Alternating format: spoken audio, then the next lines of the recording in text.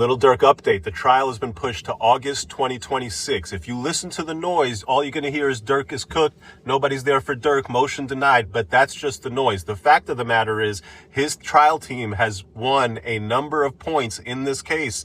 The indictments, there's been 3 indictments, and each time the allegations against Durk have thinned out. Some of the evidence that they wanted to use has actually been withdrawn so that the judge didn't have to exclude it.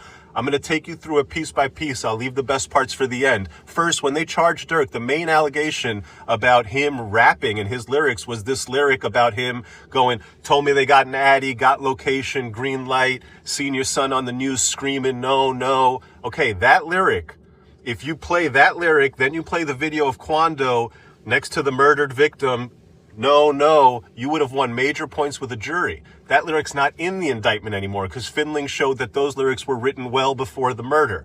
Couple more points. When they bought this case, they said the conspiracy started in August 2022. That's when Durk arranged to get these rentals, these flights. That's when he made arrangements for the bounty. Then they switched that and they said, actually, the conspiracy started back when Vaughn died in November 2020. And they had to do that because they needed to bring in more lyrics. They needed to bring in Instagram comments and the podcast comments to build that whole story because it wasn't enough to just show him paying shooters and show him renting cars. Maybe they're not going to be able to show all that. Let's extend it back. Let's give the jury a bigger story. They withdrew evidence of a 2022 incident in Chicago, which appears to have been them wanting to show that, hey, look, another time in Chicago back in 2022, he paid for people to go do violence. Well, they took that off the table and they said, hey, we're not going to talk about any of that. And here's the big one. When they charged Durk, they said in the indictment about the bounty that at the direction of defendant Durk Banks, Defendant Wilson, that's OTF Didi,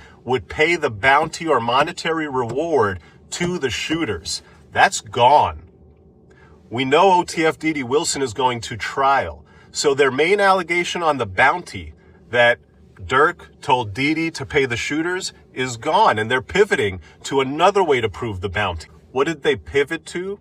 They say the consideration, the thing Durk promised for the murder, was lucrative music opportunities with OTF, putting people in videos. That's their theory of the bounty payment. That is where you make your defense. The murder for hire statute requires quid pro quo.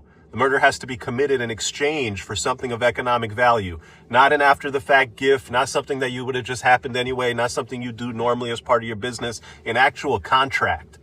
Okay, and if all the government can do is point out that the shooters were in the music videos after the fact, a jury has a real question to answer about that was a murder contract or just some other part of a relationship between a lot of people who were connected in a lot of ways. Interesting.